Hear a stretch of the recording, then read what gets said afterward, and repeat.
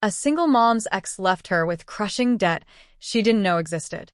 Desperate and trapped, she was given 24 hours before losing everything. Then a mafia boss she'd never met offered one solution: marry him immediately, and her daughter stays safe. What she didn't know, he needed her just as badly to protect his own son. The knocking started at 11:47 p.m. Sarah Mitchell knew it wasn't normal knocking. Normal knocking had rhythm, patience. This was the sound of fists that expected doors to open or break. The choice didn't matter to them. She was halfway through folding Riley's school clothes when the first bang rattled the apartment door. Her hands froze over a tiny pink sweater, the one with the unicorn that Riley had begged for at Target 3 months ago. Sarah had picked up an extra shift at the hospital to afford it. "Mom?" Riley's voice drifted from the bedroom, small and scared. "Stay in your room, baby." Sarah kept her voice steady, that practiced nurse calm she used when patients were bleeding out in the ER. She walked to the door and checked the peephole. 3 men. Expensive suits that didn't match the peeling paint of her hallway. The middle one held a manila folder thick enough to be a phone book. Sarah's stomach dropped. She knew exactly what this was about. She opened the door, but kept the chain lock engaged. "It's almost midnight. Whatever you're selling." "Sarah Mitchell?" The man with the folder didn't wait for an answer. Born Sarah Chen. Married to David Mitchell in 2019. Divorced in 2023? "I don't have to answer. Your ex-husband accumulated $340,000 in gambling debts with the Castellano family." He slid a paper through the gap. "Joint bank accounts. Cosign loans. Legally, you're liable." Sarah's hands shook as she took the paper. The numbers swam in front of her eyes. 340,000. She made $52,000 a year. Before taxes. "There's a mistake. I divorced him. I'm not responsible for." "You divorced him after the debts were acquired. Connecticut is an equitable distribution state." The man's voice was flat, rehearsed. "We've been very patient, Mrs. Mitchell. We gave you 6 months. I never received any. Certified mail. Signed for by A.D. Chun at this address." He showed her a signature. Her mother's looping handwriting. Sarah felt the air leave her lungs. Her mother had been staying with her during chemo treatments. She died 4 months ago. She must have hidden the letters, trying to protect Sarah from more stress. "I don't have that kind of money," Sarah said. "I'm a single mother. I work nights at County General. I can set up a payment plan." "We're past payment plans." The man nodded to someone behind him. A fourth person stepped into view, holding a tablet. The screen showed Riley's school. Someone had filmed her getting off the bus that afternoon, her little backpack bouncing as she ran toward the crossing guard. Sarah's vision tunneled. "Don't you dare." 24 hours, the man said.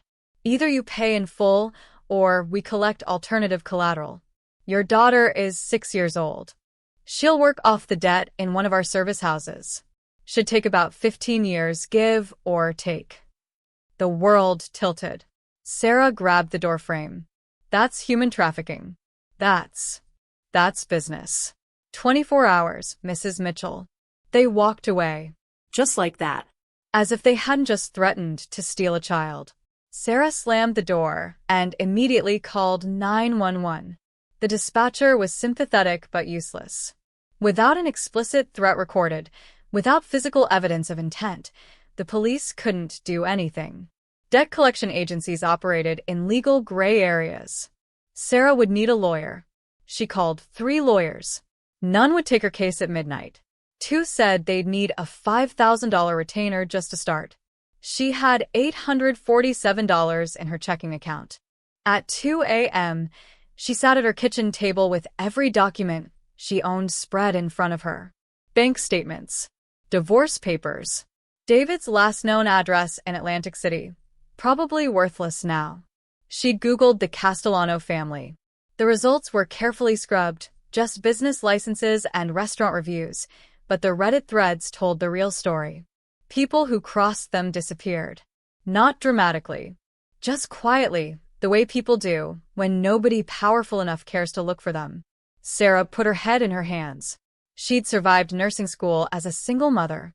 She'd survived her mother's cancer. She'd survived David's gambling, his lies, his midnight disappearances. But this was different. At 6 a.m., Riley padded into the kitchen in her pajamas. "Mom? Why are you crying?"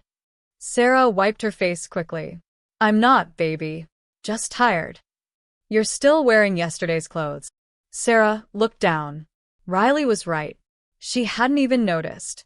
She pulled her daughter into her lap, breathing in the strawberry scent of her shampoo. 6 years old. Still believed nightmares ended when you woke up. "Are we in trouble?" Riley asked. "No, baby. I'm going to fix everything." But she had no idea how. The knock came at exactly 11:47 a.m. 24 hours, just like they'd promised. Sarah opened the door, resignation heavy in her chest. She'd call her sister in Portland. Maybe Riley could stay there. Maybe. But it wasn't the same men. The man in the hallway was older, maybe late 40s, with silver threading through dark hair. His suit probably cost more than Sarah's car. 2 men flanked him, the kind of men who made you nervous just by standing still. "Sarah Mitchell?" His voice was quiet, almost gentle. "My name is Marco Ventresca. I believe we have something to discuss." Sarah's blood went cold. She knew that name. If the Castellanos were dangerous, the Ventrescas were legendary. And this man, this calm, gray-eyed man who looked like he could be someone's dad, was the one they whispered about. "I don't have your money," Sarah said. "I'm not here for money." Marco glanced past her into the apartment. "I'm here with a different proposal. May I come in?" Every instinct screamed no. But Sarah had no cards left to play. She let him in. Marco sat at her kitchen table like he'd been invited for coffee. He folded his hands, and Sarah noticed he wasn't wearing a wedding ring. "The Castellanos came to me," he said. "They want to collect your debt through traditional means. I told them I'd handle it personally." "Why?" "Because I need a wife." Sarah actually laughed. It came out slightly hysterical. "Is this a joke?" "No." Marco pulled out a folder, thinner than the one the Castellanos had brought, but somehow more frightening. "I have a 9-year-old son who needs stability. Protection. I need someone the world believes I'm invested in protecting. You need your daughter safe from debt collectors. We can help each other." "You want me to marry you?" "Yes. I don't even know you. You know enough. You know I can make the Castellanos disappear from your life. Permanently." He slid a paper across the table.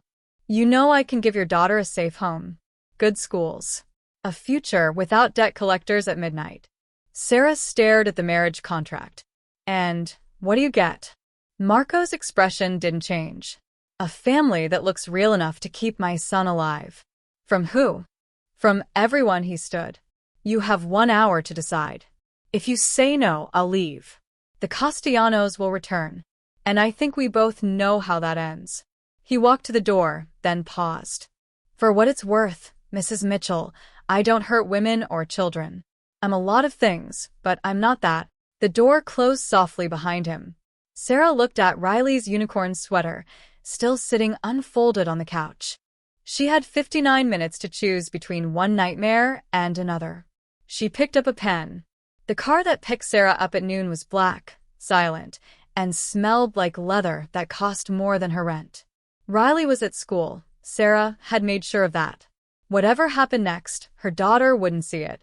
Marco's estate sat on a cliff overlooking the harbor, the kind of property that didn't advertise itself with gates or signs. It simply existed behind stone walls, separate from the world where people like Sarah worried about electricity bills. A woman in her 60s met Sarah at the door. "I'm Teresa. I manage the house. Mr. Ventresca is waiting in his office." The mansion was quieter than Sarah expected. No guards visible, no obvious weapons. Just expensive art on the walls and the hollow echo of her sneakers on marble floors. It felt less like a mob headquarters and more like a museum. Marco's office overlooked the water.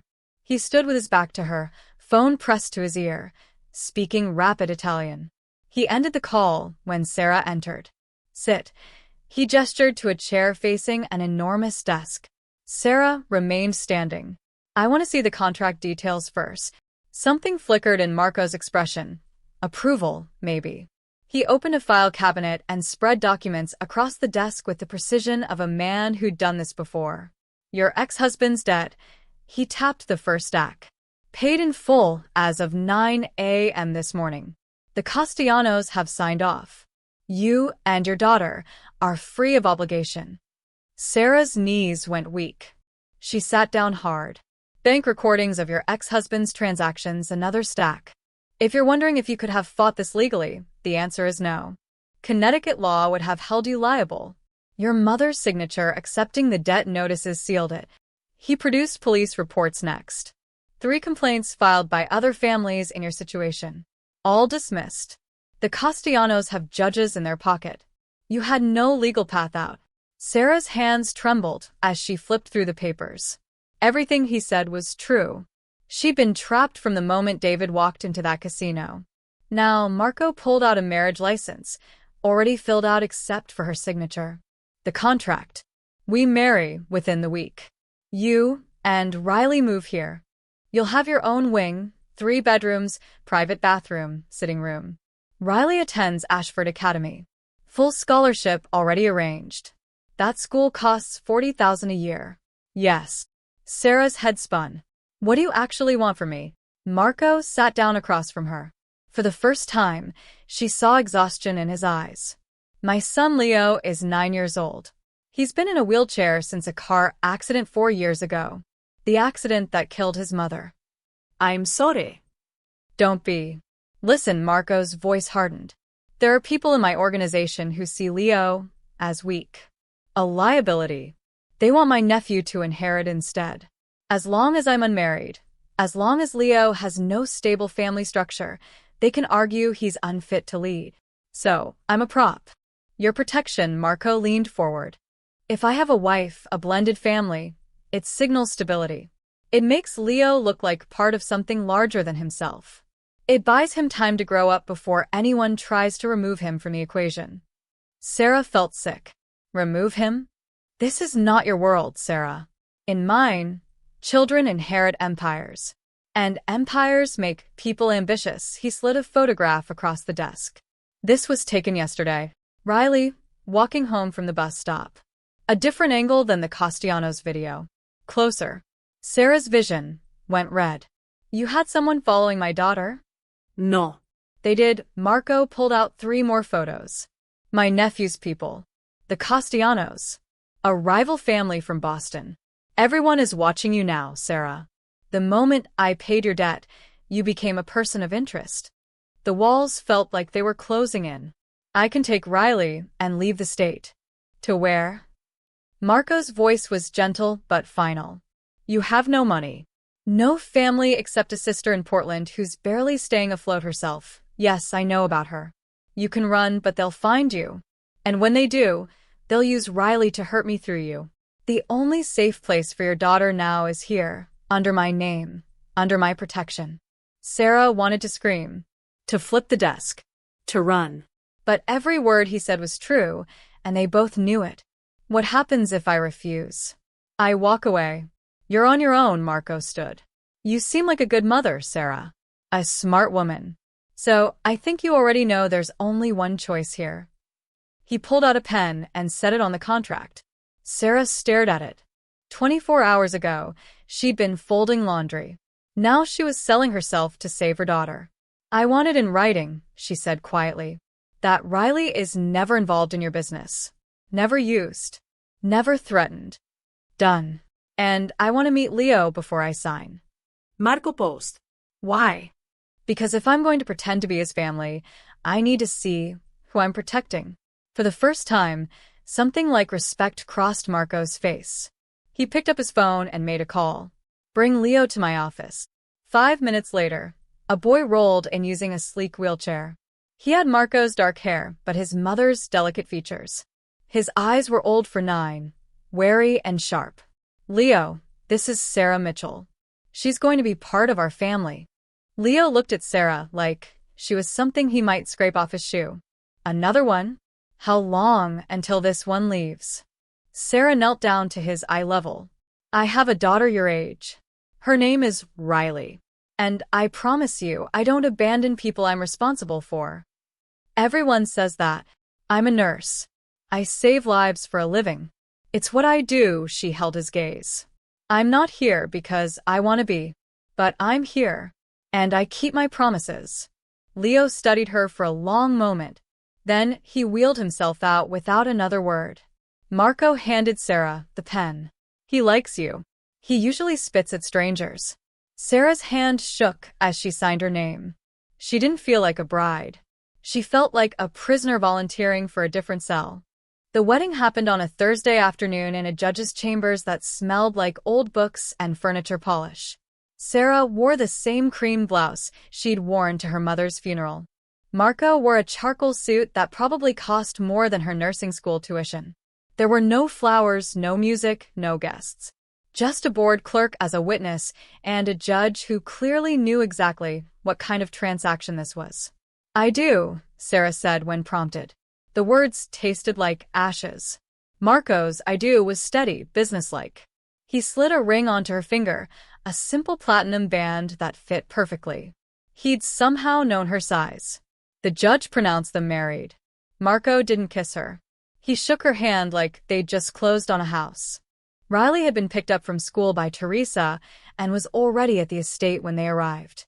Sarah found her daughter in what was now their wing, sitting on a bed the size of Sarah's entire bedroom back at the apartment, looking terrified. Mom? Why are we here? Where's our stuff? Everything's being moved tomorrow. Baby Sarah sat beside her, pulled her close. This is our new home. I don't want a new home. I want our apartment. Sarah's heart cracked. I know, but this is going to be better. You'll see. She didn't believe it herself. Dinner was served at 7 in a dining room with a table long enough to seat 20. Sarah, Riley, Marco, and Leo sat clustered at one end like strangers at a bus stop. Leo hadn't looked at Sarah once since the office. He pushed food around his plate, his wheelchair positioned slightly away from the table as if making a point about not belonging. Riley, at least, was distracted by the food. Mom, what is this? Risotto, I think. It's osso buco, Leo said coldly. If you're going to live here, you should know what you're eating. Leo, Marco's voice carried a warning. What? She doesn't even know basic. Enough. The table fell silent except for the clink of silverware. Sarah had performed emergency surgery in trauma bays, less tense than this. Riley, Sarah said gently, why don't you tell everyone about your science project? Riley brightened slightly. We're growing beans. Mine sprouted first in the whole class. Leo snorted. Beans. How fascinating. Leo, Marco said again, quieter this time but with an edge that made Sarah's skin prickle. Leo threw his napkin on the table. May I be excused? Go. Leo wheeled himself away. A moment later, they heard a door slam upstairs. Marco rubbed his temples. I apologize. He's been difficult since his mother died. He's angry, Sarah said. He's allowed to be angry. He's disrespectful. He's 9 years old, and his father just brought home a stranger and called her family. Sarah kept her voice level. Anger is the sanest response he could have. Marco looked at her like he was seeing her for the first time. You're not what I expected. What did you expect? Someone grateful? Someone who'd pretend this is normal? I expected someone smart enough to play along. I am playing along. But I'm not going to lie to a traumatized child about what this is. Sarah stood, her own anger finally surfacing. Riley, finish your dinner. I need to talk to Mr. Ventresca. She walked out to the hallway. Marco followed. Don't undermine me in front of. Don't pretend this is a real family in front of my daughter, Sarah shot back. You bought yourself a wife.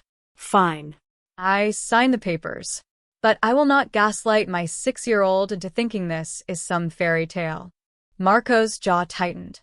That's not what I'm asking. Then what are you asking?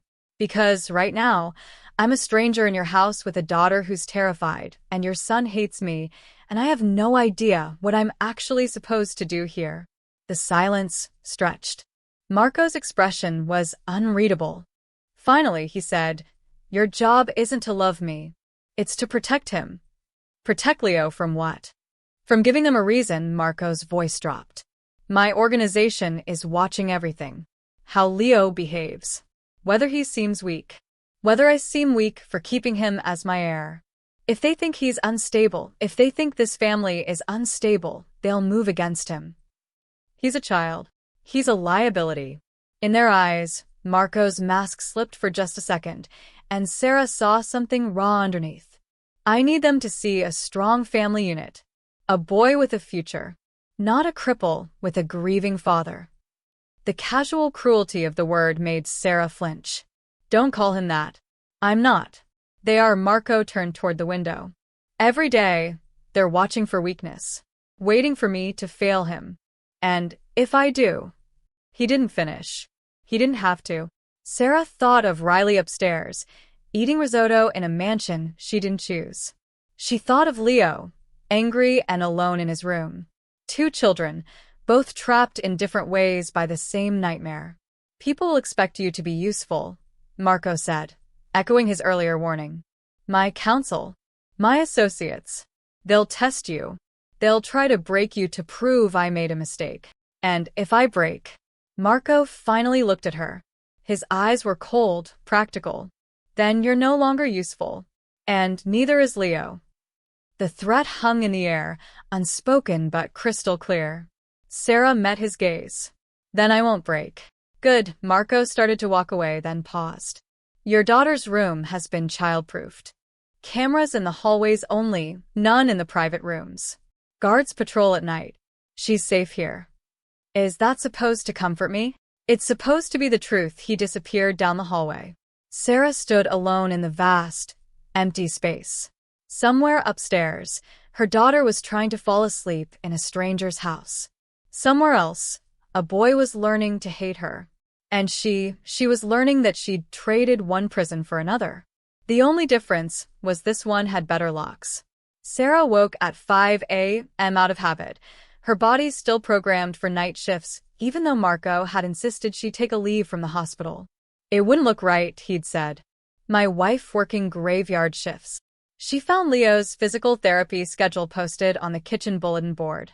Tuesdays and Thursdays, 9 a.m., Harbor View Rehabilitation Center. It was Thursday. At breakfast, Marco was already gone. Teresa explained he had business in the city. Sarah wondered what business meant in Marco's world and decided she didn't want to know. Leo appeared at 8:30, wheeling himself to the table. He wore a long-sleeved shirt despite the warm morning.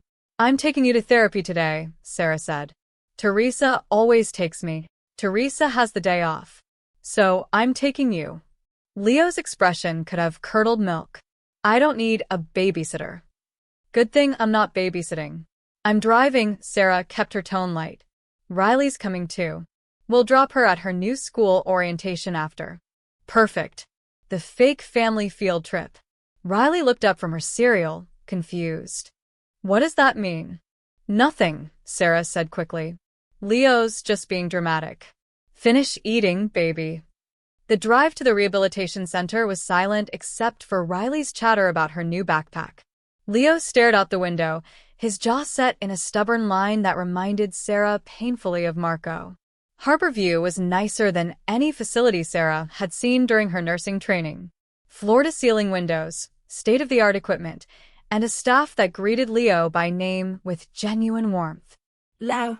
Ready to work hard today. His therapist, a muscular man named David, approached with a smile. Leo's whole demeanor changed. His shoulders hunched. I guess. Sarah noticed it immediately. The way he pulled his sleeves down, the way he wouldn't meet David's eyes. She'd seen this before in the ER. Kids hiding things. I'll wait here, Sarah said, settling into a chair in the observation area.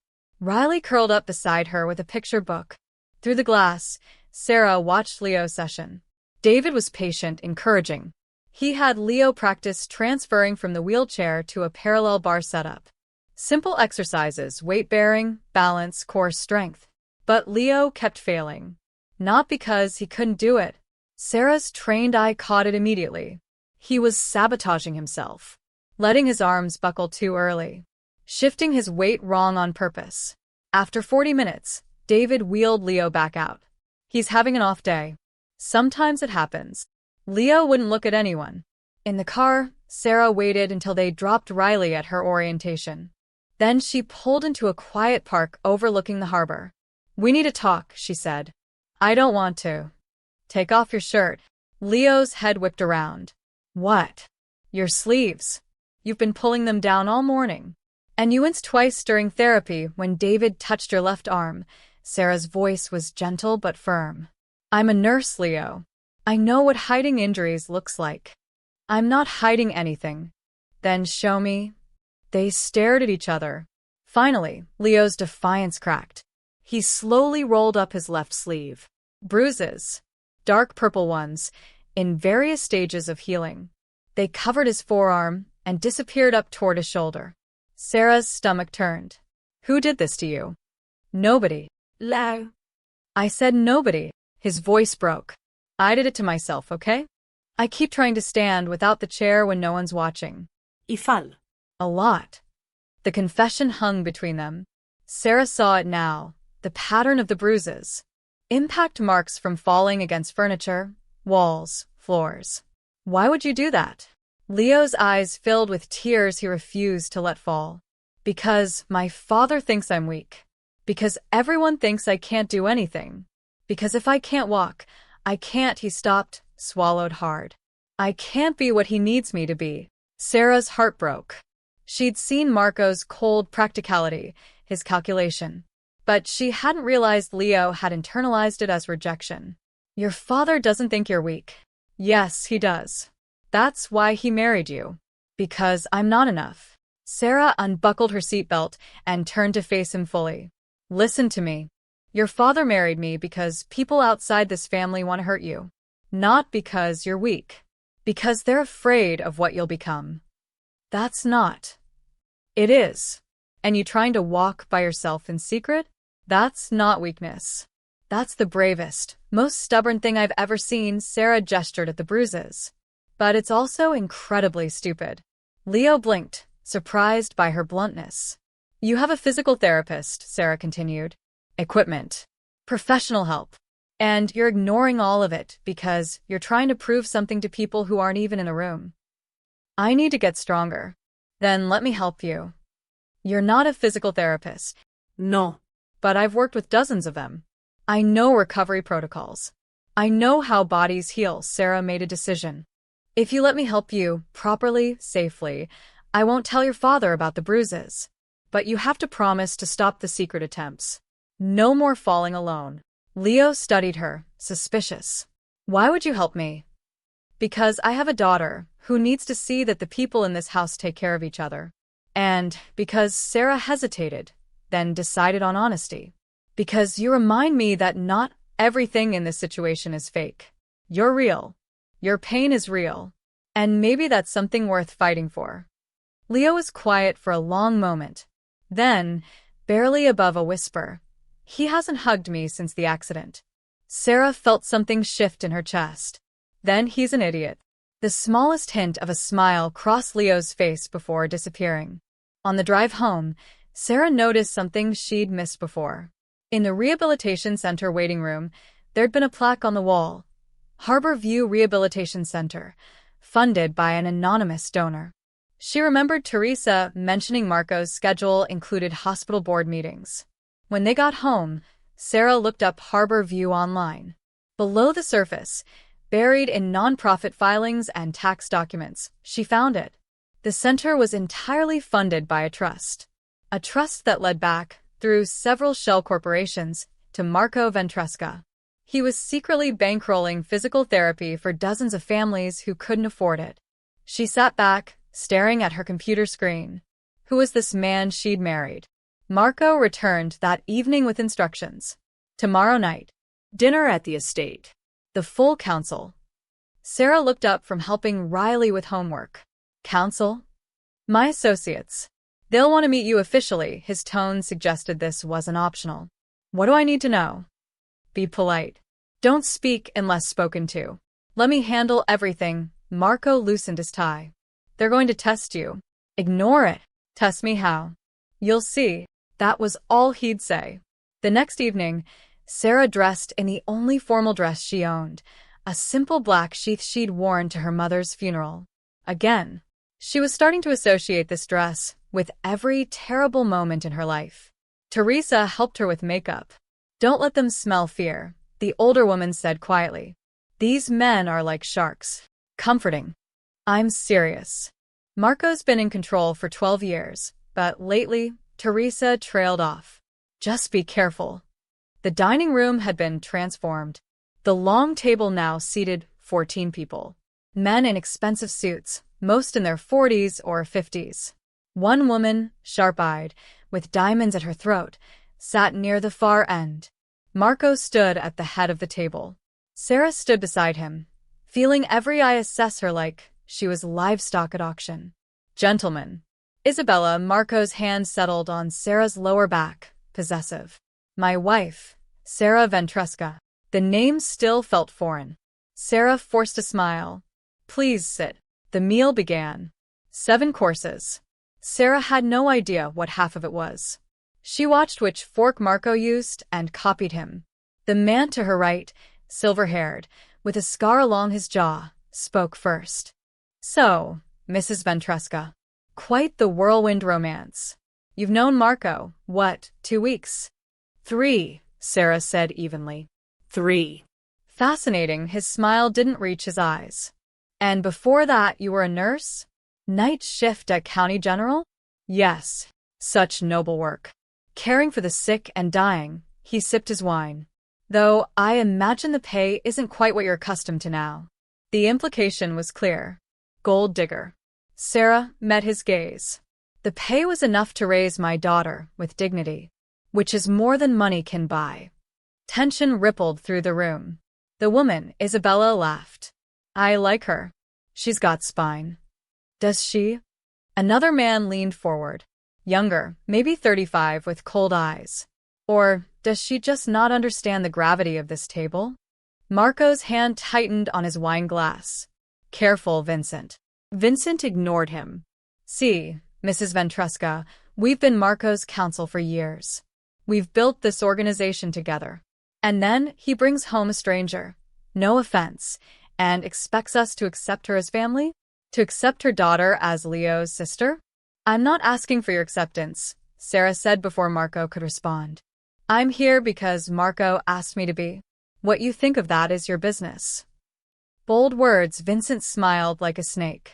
"But you're sitting at this table because we allow it. Don't forget that." "Vincent," Marco's voice dropped to something dangerous. "That's enough."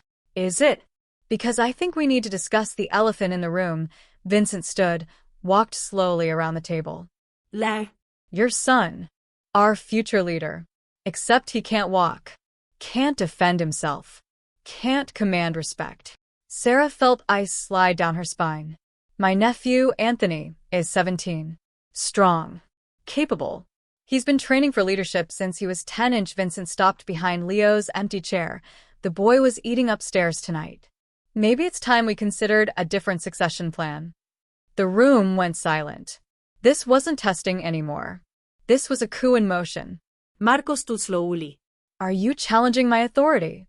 "I'm suggesting we need to be practical." Vincent looked around the table. "How many of you have thought the same thing? That Leo is a liability? That this marriage," he gestured at Sarah, "is just Marco's desperate attempt to make his crippled son look legitimate?" 3 men at the far end nodded slightly. Sarah's mind raced. This was worse than Marco had described. They weren't just testing her. They were moving against Leo, using her as the catalyst. "You're right," Sarah said suddenly. Every eye turned to her. Marco's expression flickered with surprise and something like betrayal. Sarah stood. "Leo is 9 years old. He's in a wheelchair. He has trauma from losing his mother. Anyone looking at the situation could see those things as weaknesses." Vincent smiled.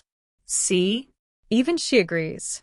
But here's what else I see." Sarah's voice hardened. "I see a child who goes to physical therapy twice a week and works harder than any adult in this room. I see a boy who hasn't given up even though his own father's associates talk about him like he's garbage. I see someone with more courage in his wheelchair than you have standing on both legs." Vincent's smile vanished. You want to talk about leadership? Leadership isn't about being the strongest or the most violent. It's about resilience, strategy, surviving when everything is stacked against you. Sarah looked around the table. Leo has survived more in 9 years than most of you will face in a lifetime. That makes him stronger than any of you. This is ridiculous, Vincent started. And as for this marriage being fake?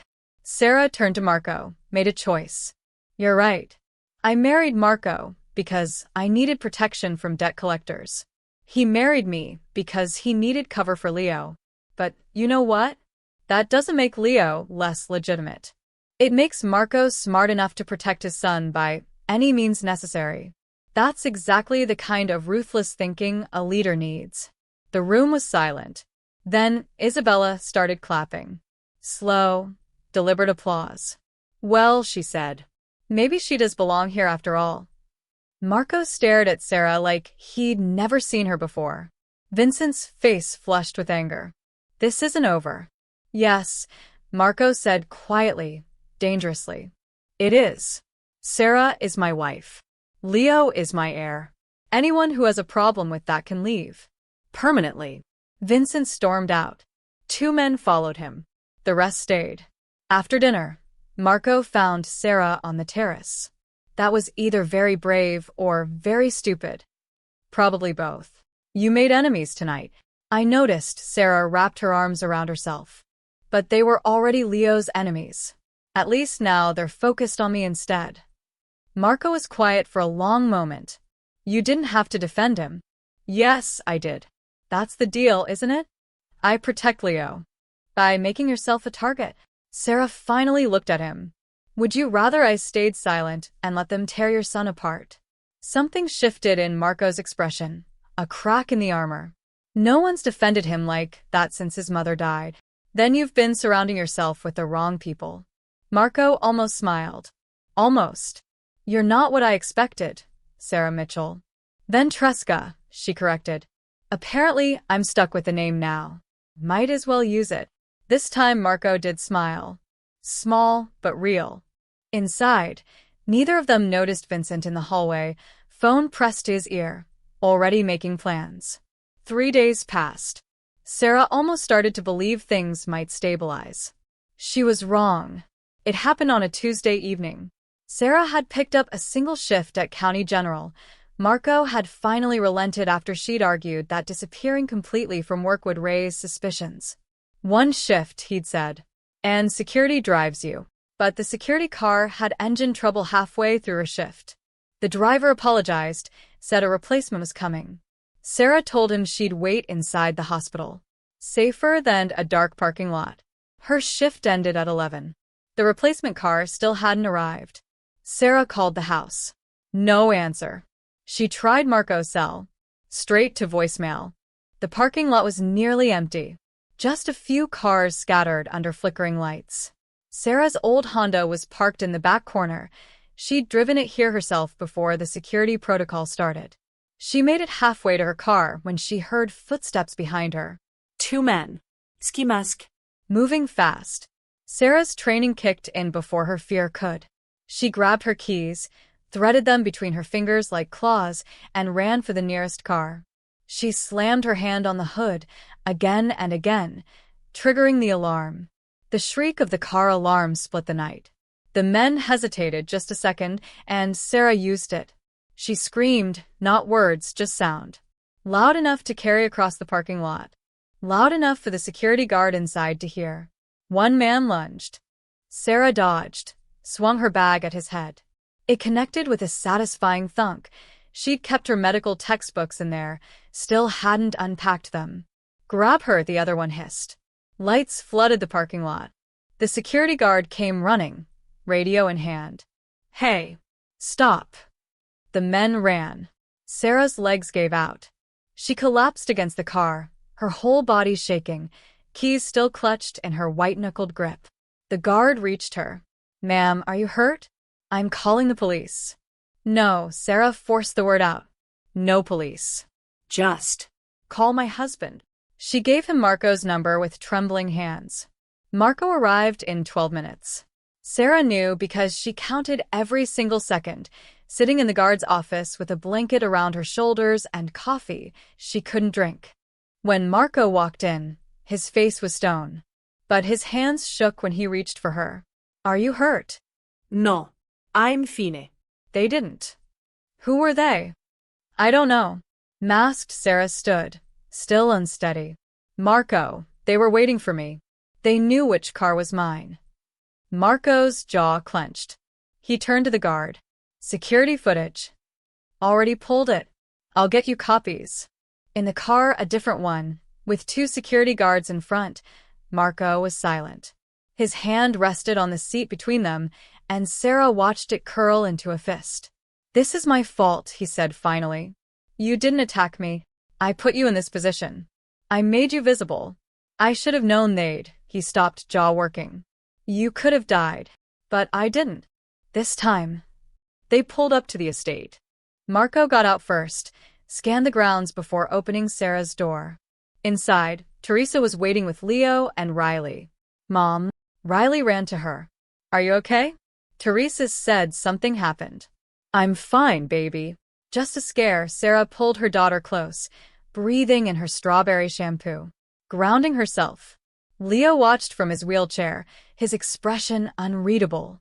After Riley was in bed, Sarah found Marco in his office. He stood at the window, a glass of something amber in his hand. They left this in your car. He held up a folded piece of paper. Sarah took it with numb fingers. The message was typed, Give us Leo. The boy is the heir. Her blood went cold. They want to kidnap him. They want to remove him from succession. Permanently. Marco's voice was flat, emotionless, but Sarah could see the rage beneath it. My nephew Vincent. This is his play. Take Leo, make it look like a rival family, use the chaos to install Anthony as my heir. Your own nephew would kill Leo. My own nephew would do whatever it takes to inherit an empire worth hundreds of millions. Marco turned from the window.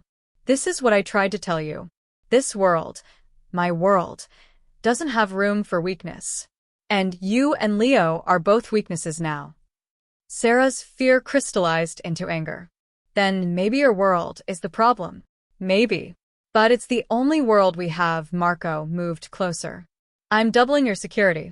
You don't go anywhere without 2 guards minimum. Riley's school gets a security detail. Leo's therapy sessions. No. Marco stopped. No. You can't put Leo in a cage. He's already suffocating under the weight of expectations. If you turn him into a prisoner in his own life, Vincent wins anyway. Better alive in a cage than dead trying to be free. Is it? Sarah challenged.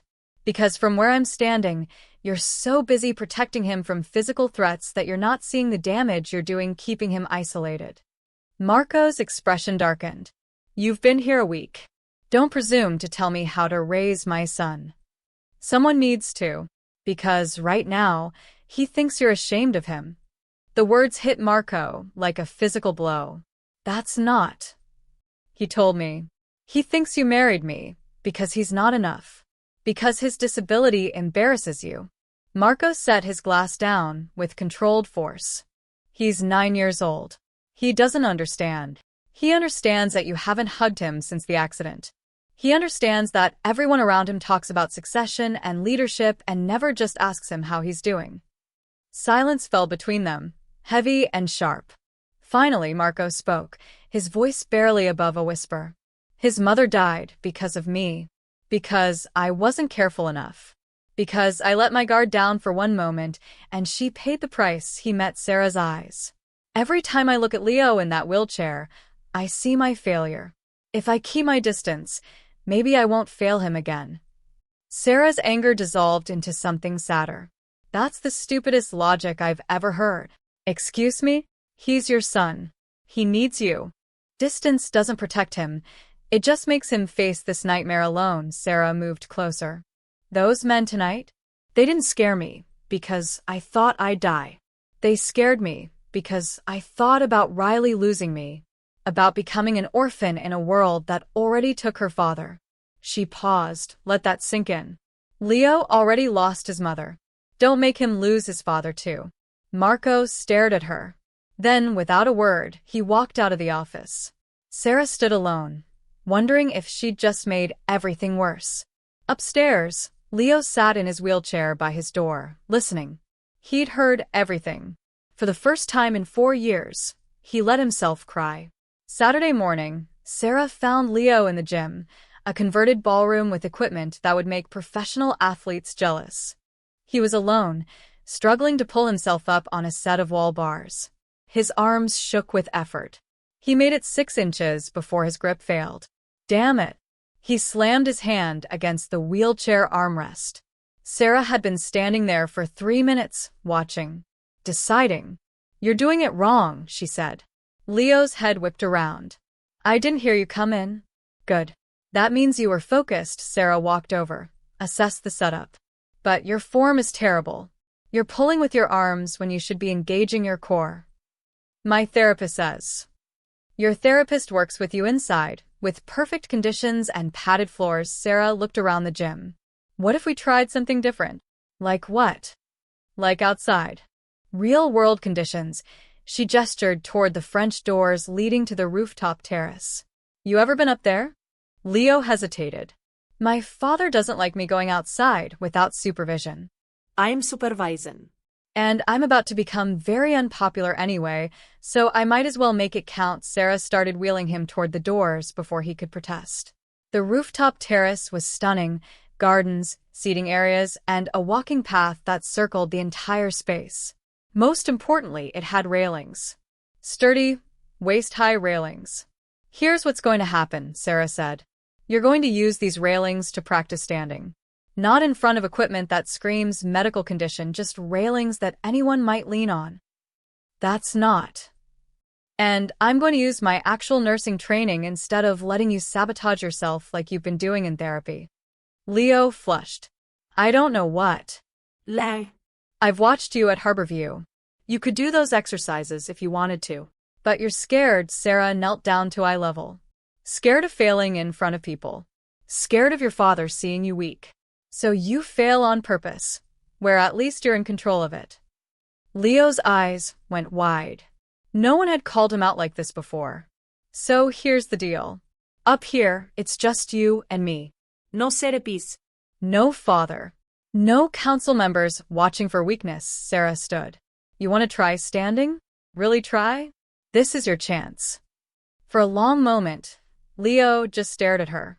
Then, slowly, he wheeled himself to the railing. "What do I do?" Sarah positioned herself beside him. "Lock your chair." "Good.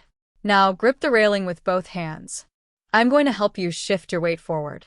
What if I fall?" "Then you fall. I'm right here. And unlike the walls in your bedroom, I'll actually catch you." Leo's face went red. "You knew about." "The bruises told me everything." Sarah's voice was gentle. Come on. "Let's do this, right?" Leo gripped the railing. Sarah placed her hands on his sides, providing support without taking over. "Engage your core. Remember how David showed you?" Good. "Now shift forward. Use your arms for balance, not to pull yourself up." Leo's arms trembled. His face contorted with effort. He made it halfway up before his legs buckled. Sarah caught him, helped him back to the chair. "Again," Leo said immediately. They tried again. And again. 5 times. 10 times. On the 11th attempt, Leo's legs straightened. He stood, shaking, barely balanced, gripping the railing with white knuckles, but standing. "Holy," Leo breathed. Don't talk. "Just breathe. Feel your legs under you." 3 seconds. That's how long he lasted before his strength gave out. But it was 3 seconds of victory. Sarah eased him back into the chair. Leo's face was flushed, sweaty, but his eyes were alive in a way she hadn't seen before. "I did it. You did it." It wasn't long. It was enough. Sarah sat on the railing beside him. "That's 3 seconds more than yesterday. Tomorrow we'll try for 5 inch. Tomorrow? If you want. We can do this every morning. Early, before anyone else is awake. Just you, me, and the railings." Leo was quiet, processing. Then, "Why are you helping me?" Sarah had asked herself the same question. The truth was complicated, part maternal instinct, part survival strategy, part something else she didn't want to examine too closely. Because you deserve someone in your corner who isn't using you as a chess piece, she said finally. Leo looked away, but not before Sarah saw his eyes get wet. A sound made them both turn. Marco stood in the doorway to the terrace. Neither of them had heard him approach. His face was unreadable. He walked forward slowly, and Sarah braced herself for anger. She'd taken Leo outside without permission, pushed him physically, gone against all the careful protective protocols. But Marco wasn't looking at her. He was staring at the railing where Leo's hands still gripped, at the wheelchair positioned for standing exercises, at his son's flushed, hopeful face. How long? Marco's voice was rough. 3 seconds, Leo said quietly. I stood for 3 seconds. Marco's jaw worked. He turned away, and Sarah saw his hand come up to his face. He was crying. When he turned back, his eyes were red, but his voice was steady. Show me. Dad, I don't know if I can do it again. Show me. Leo looked at Sarah. She nodded encouragingly. They went through the process again. This time, with his father watching, Leo's hands shook worse. His first attempt failed completely. It's okay, Sarah said. Breathe. You've already done this once. Your body remembers. Second attempt. Leo's legs straightened. He stood, wobbling, for 2 seconds before collapsing back. Marco moved so fast Sarah barely saw it.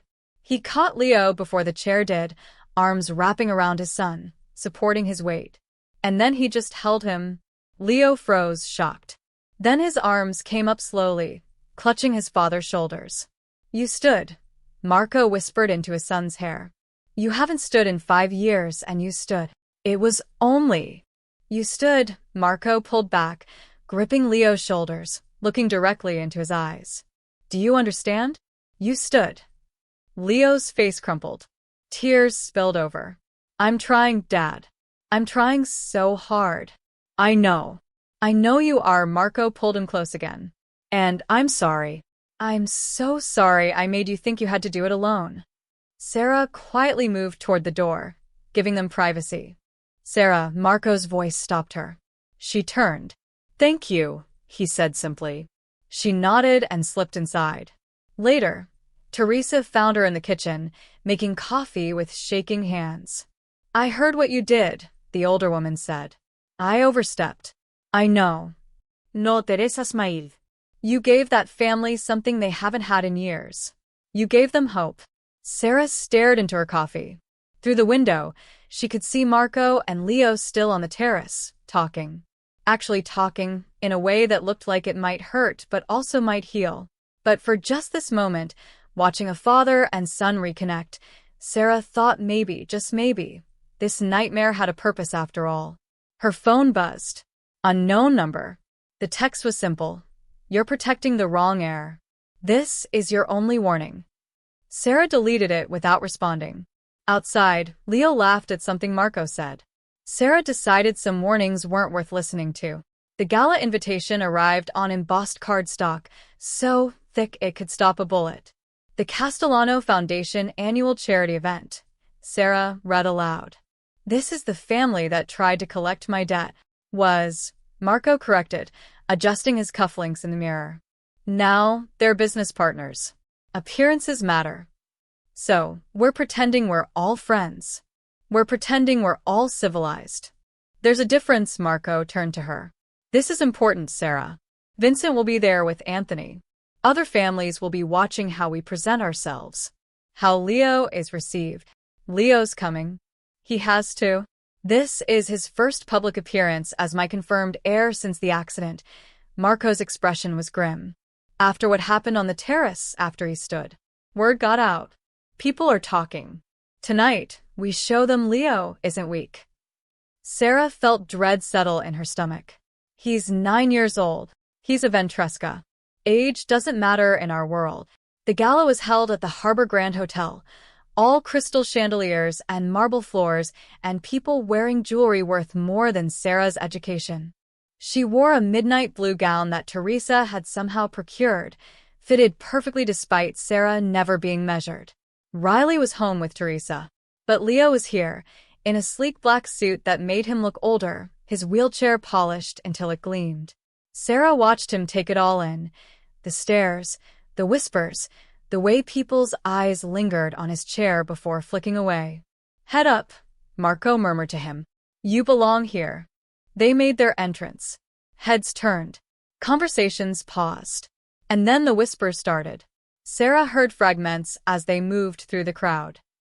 "That's the son. Wheelchair, can you imagine? Married some nurse, apparently."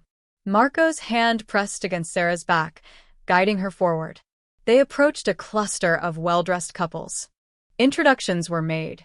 Names Sarah immediately forgot because she was too busy watching the way people looked at Leo. Some with pity, some with thinly veiled contempt. One older woman actually patted his head like he was a dog. Leo's jaw was clenched so tight Sarah worried about his teeth. Then Vincent appeared, his nephew Anthony beside him. The boy was tall, athletic, with the kind of confidence that came from never being told no. Marco. Sarah, Vincent's smile was poisonous. She started to follow, but Marco's hand tightened on her waist. "Let them," he said quietly. "Leo needs to learn to handle this. He's 9. And Anthony is 17. Leo will face worse than teenage posturing." On the terrace, Sarah could see through the glass doors. Anthony was talking. Leo was responding, his face carefully blank. Inside, Vincent was circling them like a shark. "So, Sarah. I hear you've been playing physical therapist with Leo." How? "Maternal. Someone needed to help him. Of course. Though I wonder," Vincent sipped his champagne, "if you're preparing him for leadership or just delaying the inevitable. A boy who can't walk can't command respect. A boy who works through pain every day understands discipline better than someone handed everything," Sarah shot back. Several people nearby turned to listen. Vincent's smile widened. Passionate. "I see why Marco married you. Though the circumstances were rather transactional, weren't they? Not hard enough to tip it, but enough to make Leo jerk backward." Sarah was moving before she thought. She pushed through the terrace doors, Marco right behind her. "Just a cripple playing pretend," Anthony was saying. "My father says you'll never really lead. You're just a sympathy case until—" "That's enough," Sarah's voice cracked like a whip. Anthony turned, smirking. "Oh, look. The nurse. Did you come to check his vitals?" Leo's face was burning with humiliation. People were starting to gather at the terrace doors, watching. Sarah assessed the situation in a heartbeat. This was a test. For Leo. For her. For Marco's ability to control his own family.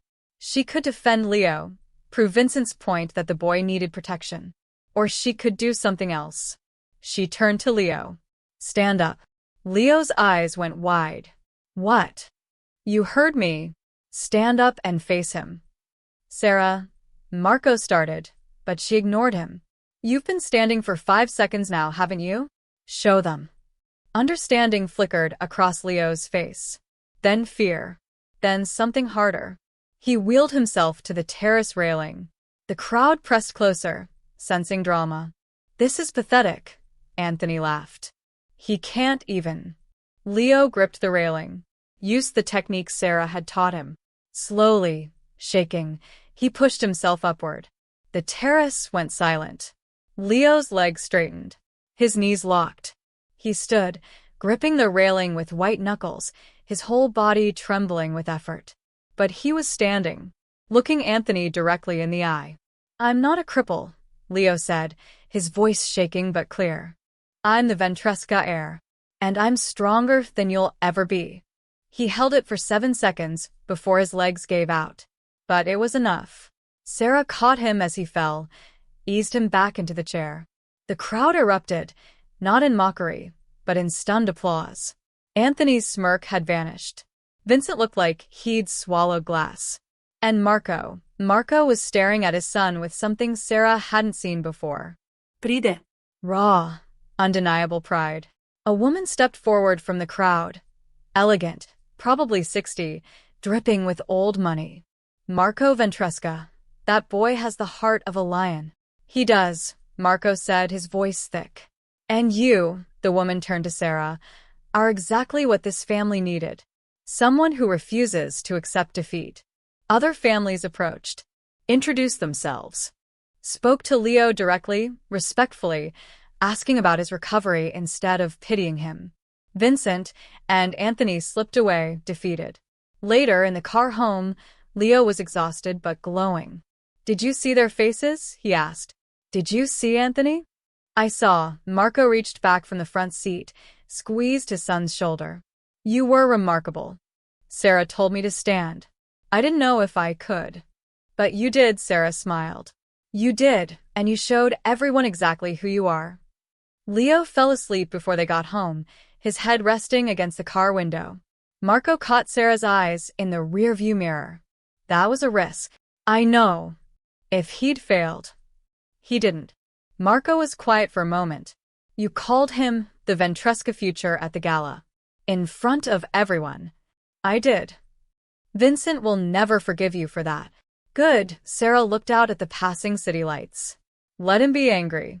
Angry people make mistakes. Marco almost smiled. You're learning. But when they got home, Teresa met them at the door, her face pale. What's wrong? Marco asked immediately. Someone called. For Sarah, Teresa handed over a note. They said to tell you. The boy stood tonight. Next time, we'll make sure he falls permanently. The triumph of the evening evaporated. Marco's expression went deadly calm. Get Leo inside. Full lockdown protocol. As guards moved into position, Sarah stood in the foyer holding the threatening note, realizing something crucial. Tonight, she hadn't just defended Leo. She declared war. Marco didn't sleep that night.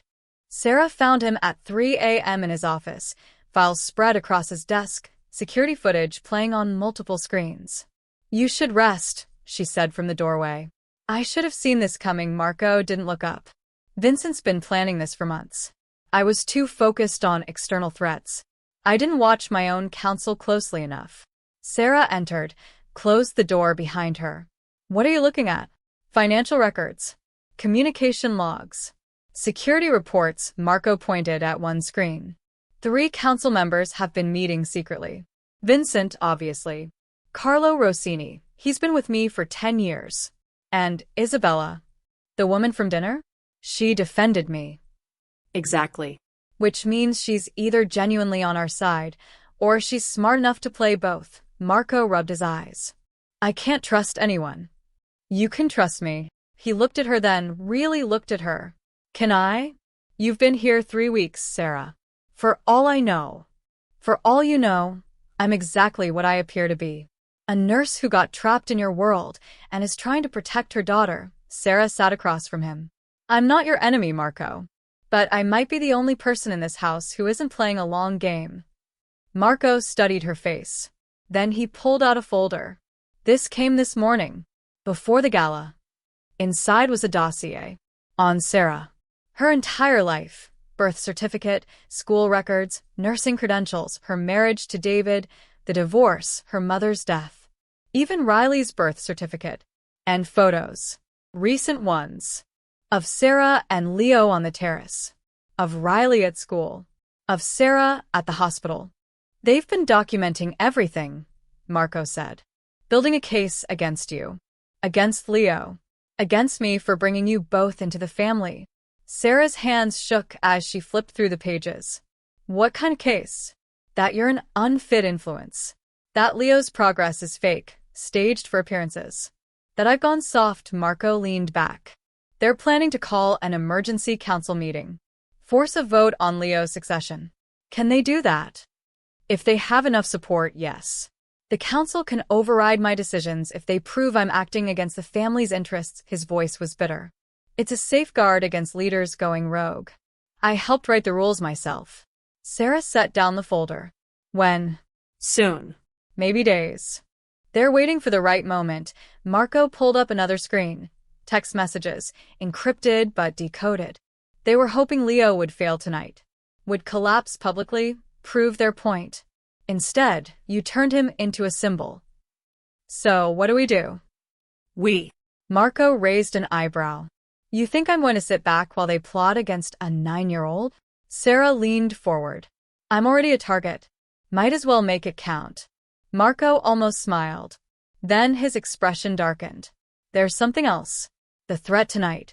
Next time, we'll make sure he falls permanently. That's not Vincent's style. He's calculated, political. He'd never be that explicit. Then who? Someone with less to lose. Someone younger. Angrier. Marco pulled up a photo. Anthony. My nephew has his father's ambition, but none of his patience. I think Vincent is losing control of his own son. Sarah remembered Anthony kicking Leo's wheelchair. The casual cruelty in his eyes. He's dangerous. He's 17 and thinks he's invincible. Marco closed the files. Which makes him unpredictable. A sound made them both freeze. Footsteps in the hallway outside the office. Marco moved silently to the door, pulled it open fast. Leo sat in his wheelchair, clearly caught eavesdropping. How long have you been there? Marco asked. Long enough. Leo wheeled himself inside. They want to get rid of me. Replace me with Anthony. Don't lie to me, Dad. I heard everything. Leo's voice was steady, but Sarah could see his hands gripping the armrests. They think I'm weak. And maybe they're right. They're not right, Sarah said firmly. I stood for 7 seconds tonight. 7-inch. Leo's voice cracked. Anthony can run, fight, do everything I can't. Why shouldn't he inherit? Marco knelt down in front of his son. Because leadership isn't about physical strength. It's about character. Resilience. The ability to keep going when everything tells you to quit. That's what Sarah said. She's right. Marco gripped Leo's shoulders. You've survived more than Anthony has ever faced. You've fought through pain every single day. That's real strength. But the council doesn't see it that way. Then we change their minds. Marco stood. Or we remove them from the council. Sarah's head snapped up. Remove them? It's been done before. Council members serve at my discretion. If I can prove they're acting against family interests. You need proof, Leo interrupted. Real proof. Not just suspicions. Marco looked at his son, surprised by the tactical thinking. What if we gave them what they want? Sarah said suddenly. Both Ventrescas turned to her. They're planning a meeting, right? To vote on Leo's succession. Sarah's mind was racing. What if we let them have it? Let them think they're winning. And then we expose their real agenda. They'll be careful. They won't incriminate themselves. Not if they think they're safe. Sarah pulled the dossier toward her. They've been watching me, documenting everything. But have they been watching themselves? Marco's eyes narrowed. What are you thinking? I'm thinking I'm a nurse. I understand patient confidentiality. Medical records. HIPAA violations. Sarah tapped the photos of Leo. These were taken during private therapy sessions. That's illegal without consent. It's evidence of surveillance, conspiracy. That won't be enough too. But it's a start. And if they've been sloppy about this, what else have they been sloppy about? Sarah looked at Marco. You have security throughout this estate, right? Cameras? In common areas, yes. Including the restricted wing? Where the council meets. Marco smiled slowly. Yes. Then we have everything we need. Sarah stood. We let them call their meeting. We let them think they're making their move. And then we show everyone exactly what they've been planning. Leo wheeled closer. That's risky. If it fails, we're no worse off than we are now, Sarah said. But if it works, we remove the threat permanently. Marco was quiet, considering. Then he looked at Sarah, with something like admiration. You're devious. I didn't expect that. I worked night shifts at an understaffed county hospital. You learn to be creative. There's a problem, Leo said quietly. Even if we expose Vincent and Carlo and whoever else, they still have Anthony. He won't stop. He thinks he deserves to inherit.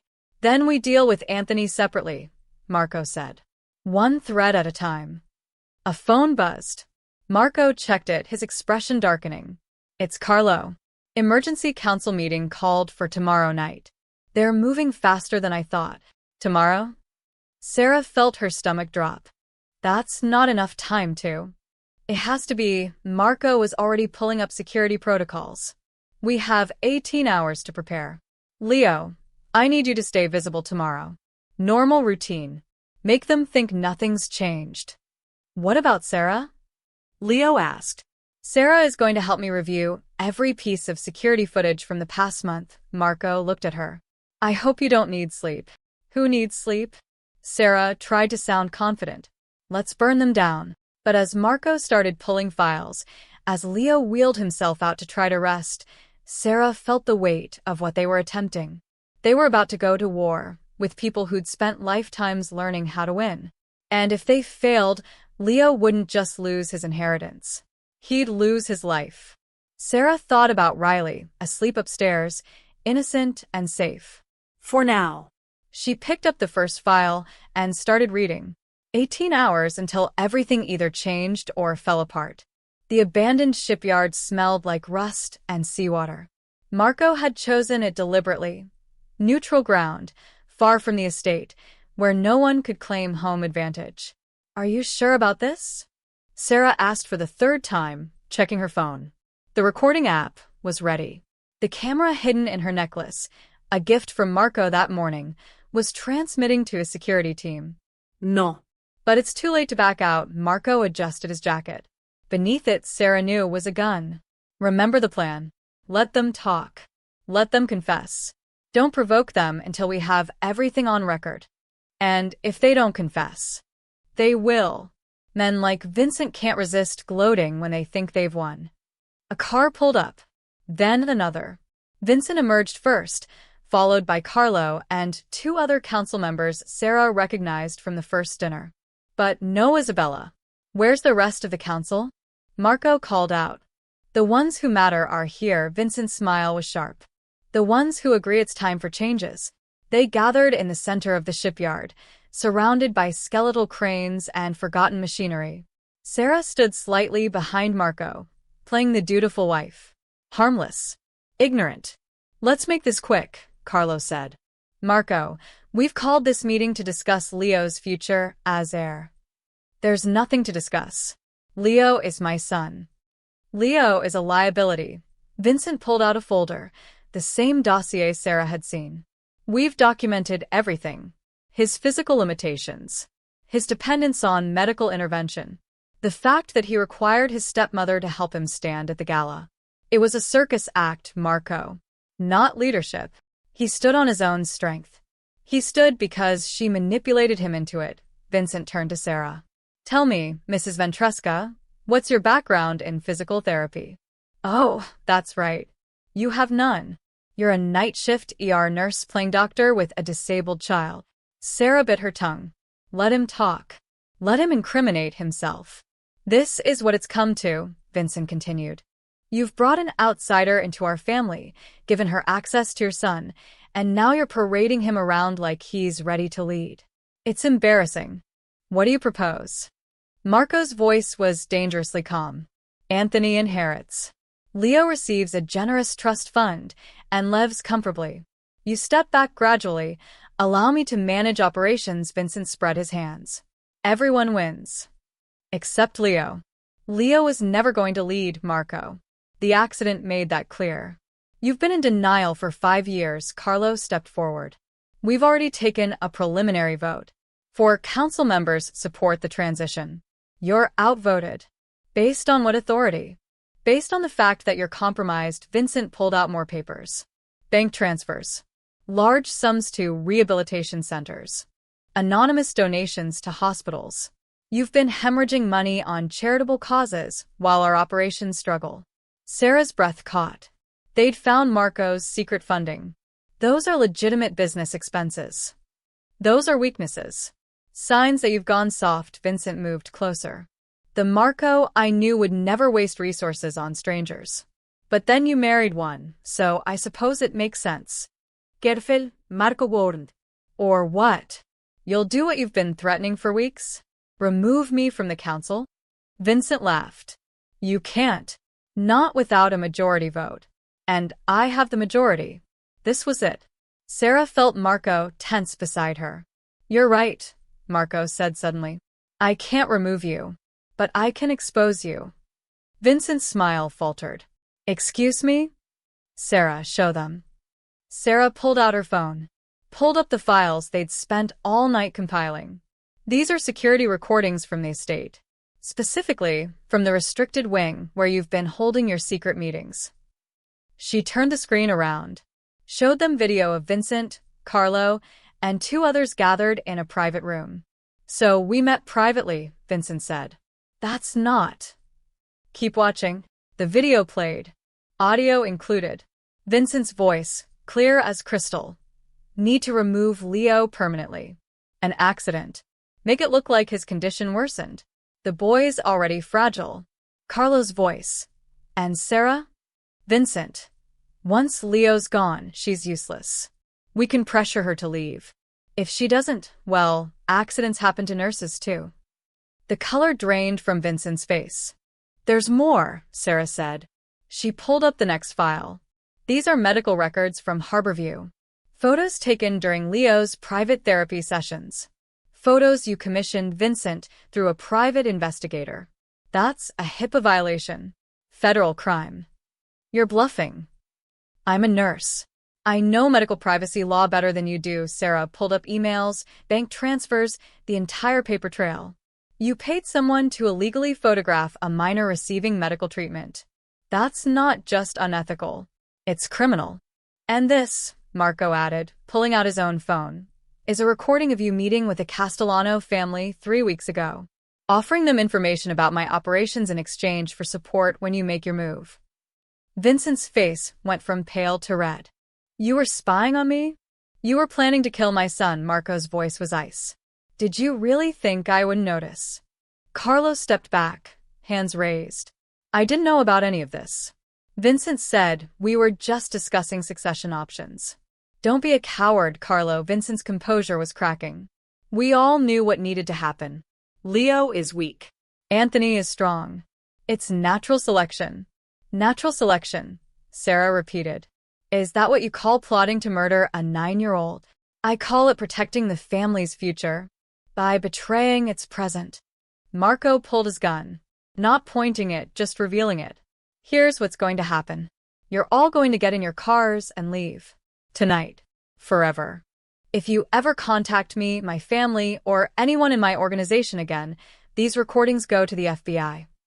You can't. I can. And I will. Marco's finger touched the trigger guard. The only reason you're still breathing is because Sarah convinced me that killing you would traumatize Leo. Be grateful for her mercy, because I have none. Vincent looked at the gun, then at Sarah. You did this. I protected my family. Same as you claim to be doing. The difference is I don't murder children to do it. This isn't over. Yes, Marco said quietly. It is. Leave now, or I stop being reasonable. For a long moment, Vincent didn't move. Then Carlo grabbed his arm. Come on. We've lost.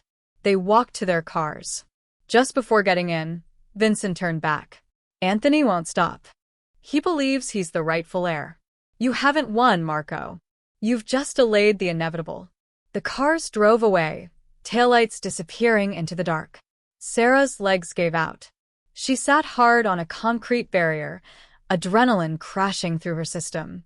We did it, she breathed. We survived it. Marco holstered his gun, pulled out his phone. Isabella? It's done.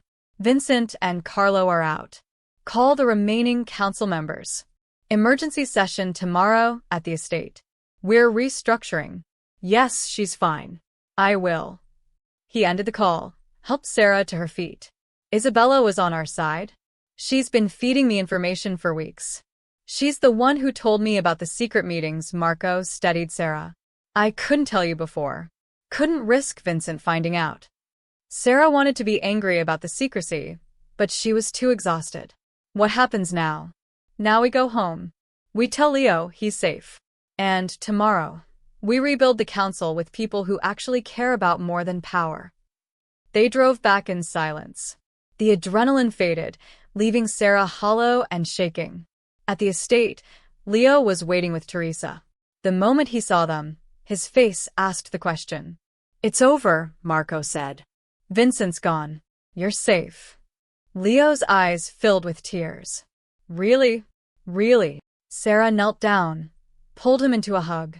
Behind her, she heard Marco's voice crack as he joined them. For the first time since this nightmare began, Sarah let herself believe they might actually survive this. But in the back of her mind, Vincent's words echoed. Anthony won't stop. The war wasn't over. It was just beginning. The council hall had been cleaned, reorganized. 8 chairs around the table instead of 14. The traitors' seats had been removed entirely, as if they'd never existed. Sarah stood at the back of the room, not quite sure why Marco had insisted she be present. This was family business. Mafia business. She was still an outsider. The remaining council members filed in. Isabella, elegant as always. 3 older men Sarah vaguely recognized. 2 younger ones who looked nervous. And Marco at the head, Leo beside him in his wheelchair. "Thank you for coming on short notice," Marco began.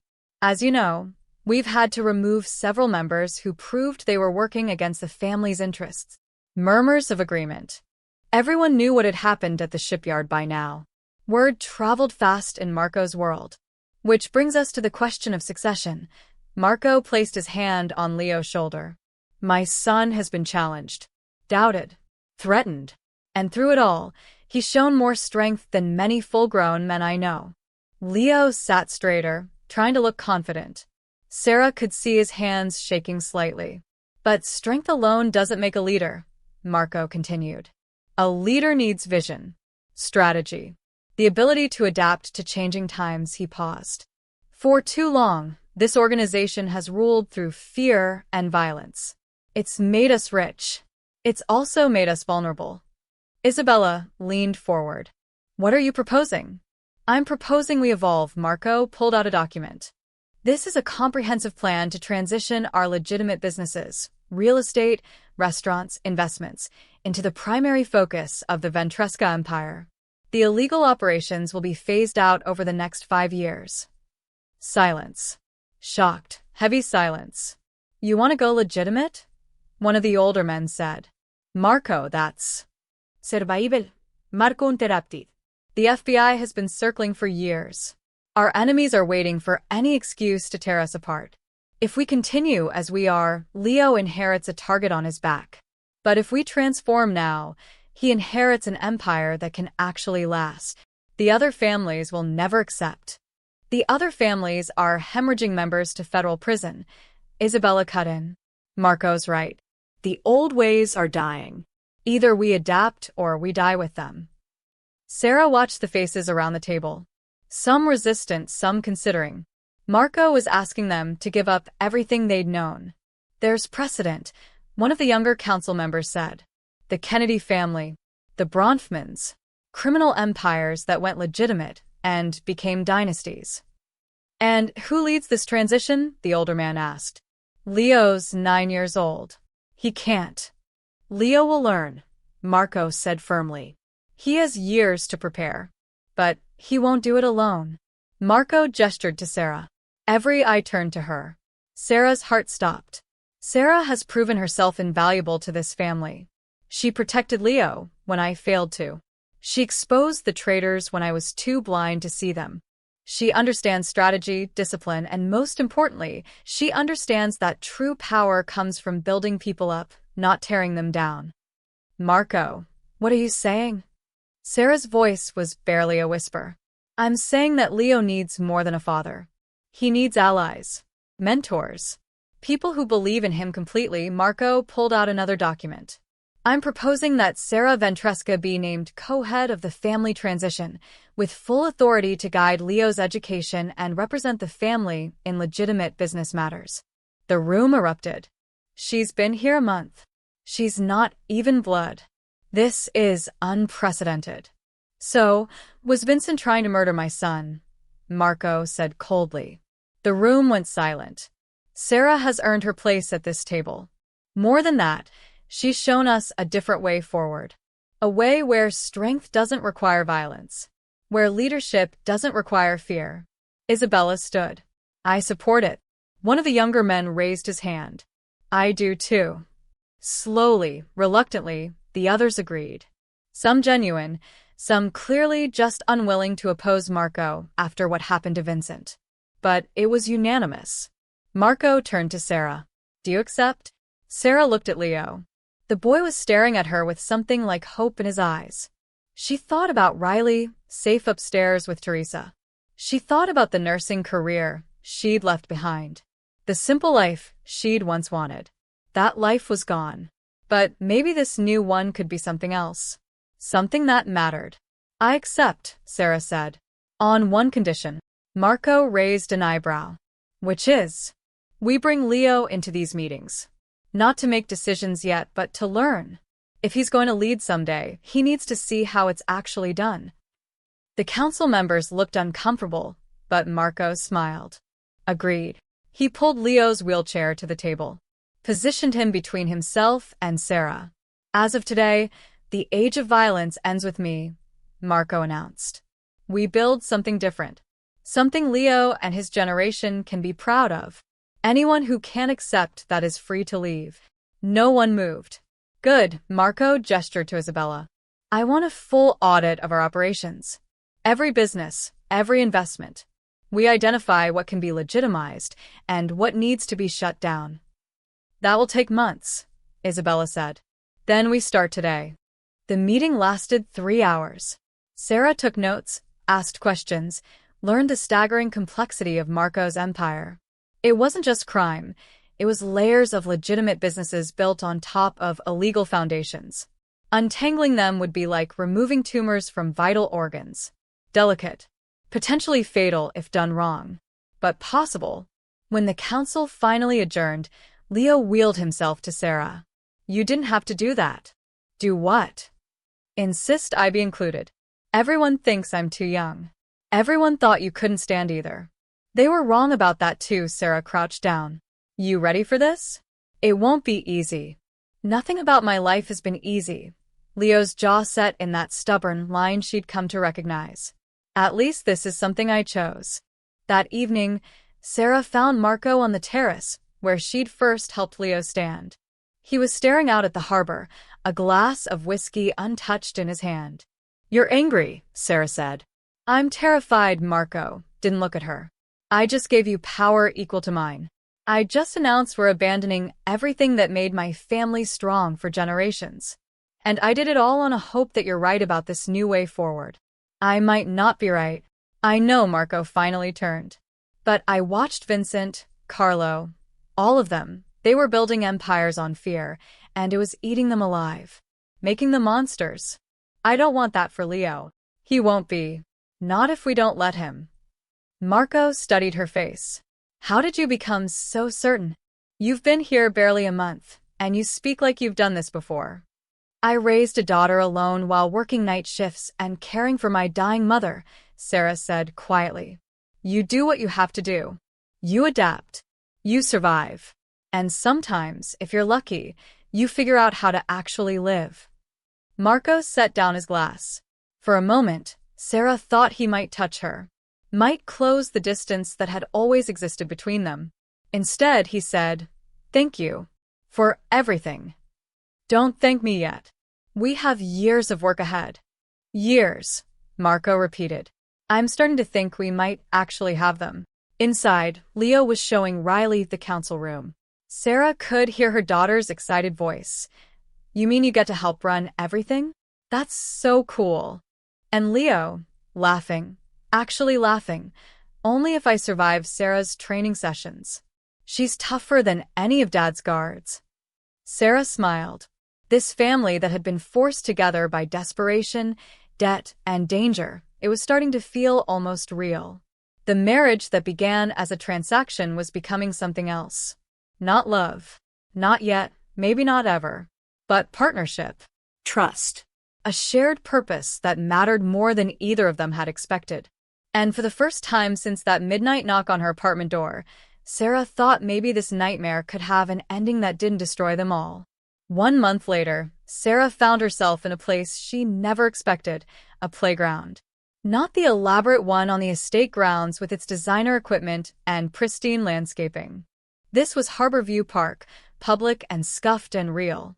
Swings with chains that squeaked.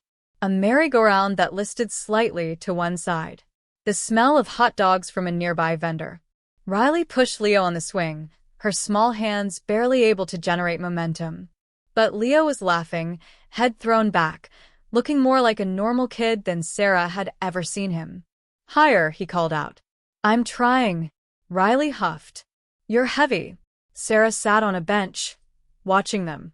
Marco sat beside her, closer than he used to. Not quite touching, but close enough that she could feel his warmth. "Teresa says Riley asked if Leo was her brother now," Marco said quietly. "What did Teresa say?" "That it was complicated." Marco paused. "Is it complicated?" Sarah thought about the question. 6 weeks ago, she'd signed a marriage contract with a stranger to save her daughter from debt collectors. She'd expected coldness, isolation, maybe danger. She'd gotten all of that, but also something else. "Not as complicated as it should be," she admitted. On the swing, Leo was explaining something about centripetal force to Riley, who looked confused but fascinated. Two kids from different worlds, finding common ground. "The FBI came by yesterday," Marco said. "While you were at Leo's therapy session." Sarah's stomach tightened. "And they wanted to talk about Vincent. About the recordings." Marco's expression was unreadable. "I gave them copies. Everything that proved he was planning to harm Leo. Told them I was cooperating with any investigation into illegal activities within my organization." Sarah stared at him. "You're serious about going legitimate?" "I'm serious about Leo having a future that doesn't end with a bullet or a prison cell." Marco finally looked at her. "The agent said something interesting. He said families like mine never really change. That I'd say whatever they wanted to hear and then go back to business as usual." "What did you say?" "I said he was probably right. That most families don't change." Marco's voice softened. "But then most families don't have someone like you forcing them to look at what they've become." "I haven't forced anything. You made Leo stand. You exposed the traitors. You convinced me that strength and violence aren't the same thing." Marco turned to face her fully. "You forced everything, Sarah. And I'm grateful for it." Riley's laughter echoed across the playground. She'd convinced Leo to try the merry-go-round, was spinning it slowly while he gripped the bars. "I got a call from County General," Sarah said. "They want me back. Even part-time." "Do you want to go back?" Sarah considered it. The ER, the night shifts, the familiar chaos. Part of her missed it desperately. But another part, a part she was just beginning to acknowledge, had found something different here. "I want to finish what we started," she said finally. "The transition. Leo's training. Making sure this family actually becomes what you promised the council. That could take years." "I know. And you'd stay?" "Knowing what you know about my world." Sarah looked at him. Really looked at him. Marco Ventresca was still a dangerous man. Still carried darkness that would probably never fully disappear. But he was also a father trying desperately to save his son. A leader trying to break cycles of violence. A man learning, slowly, how to be human again. "I stayed this long, didn't I?" Something shifted in Marco's expression. Relief, maybe, or something deeper. The marriage was supposed to be for show. Protection for Leo. But somewhere along the way, he trailed off, unsure how to finish. Sarah understood.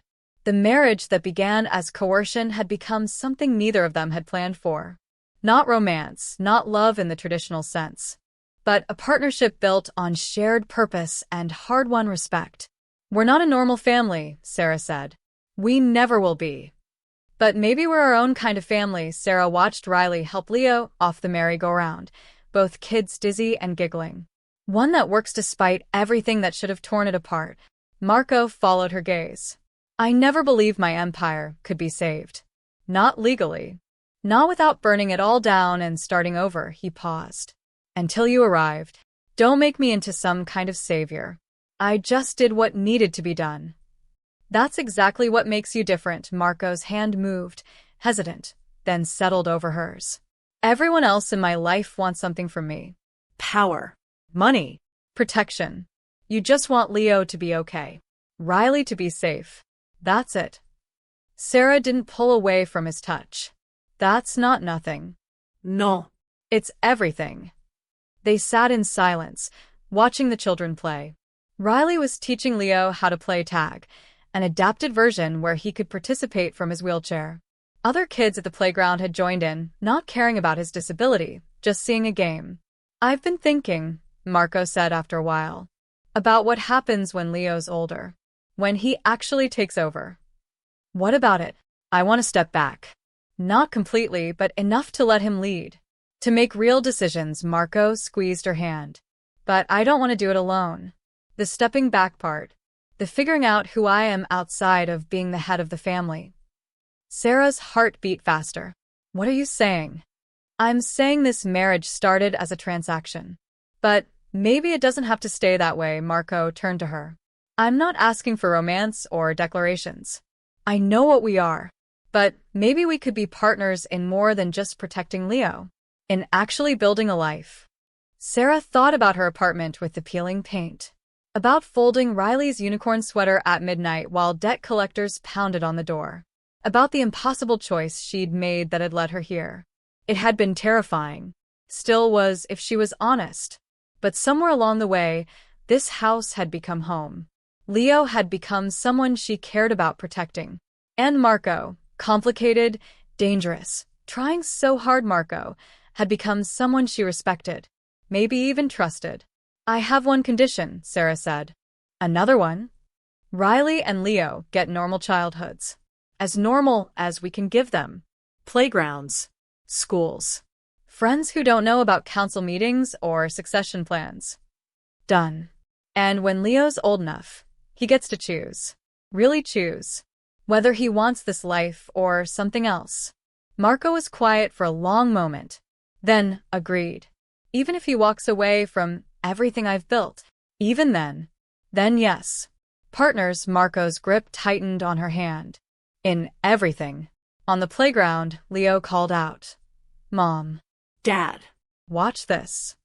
They both looked up. Leo had figured out how to do a wheelie in his chair, balancing for 3 full seconds before settling back down. Riley clapped wildly. Did you see? Did you see? Sarah and Marco stood, walked over together. A family. Unconventional, complicated, born from desperation, but real. I saw, Marco said, pride thick in his voice. That was incredible. Leo beamed. Then, quieter. I've been practicing. Sarah's been helping me. We're up to 12 seconds standing now. 12. Marco looked at Sarah, surprised. We've been working every morning. Didn't want to say anything until we were sure. Sarah ruffled Leo's hair. But I think we're sure now. Riley tugged on Sarah's sleeve. Can we get ice cream? Please? Sarah looked at Marco. He smiled, a real smile, the kind she'd only seen a handful of times. Yes, he said. Let's get ice cream. They walked to the vendor, an odd little group. A former nurse and a mafia boss. A girl who'd almost been sold to pay her father's debts. A boy who'd almost been murdered for his inheritance. None of them should have survived, much less found each other. But they had. The marriage that was supposed to save Leo had ended up saving all of them. Not from danger. That would always be there, lurking at the edges. But from loneliness. From giving up. From becoming the worst versions of themselves. Sarah looked at her family, and they were family now, whatever the paperwork said, and thought about the midnight knock that had started this all. The fear. The impossible choice. She wouldn't have chosen this path if given the option. But standing here, watching Riley try to convince Leo that bubblegum ice cream was superior to chocolate, watching Marco laugh at their debate, feeling the warmth of belonging. Sarah realized she wouldn't choose differently even if she could. Sometimes the worst moments led to the best endings. Not happy endings. Not perfect ones. But real ones. Hard-won and honest and worth fighting for. And that, Sarah thought as Marco's hand found hers again, was redemption enough. The end.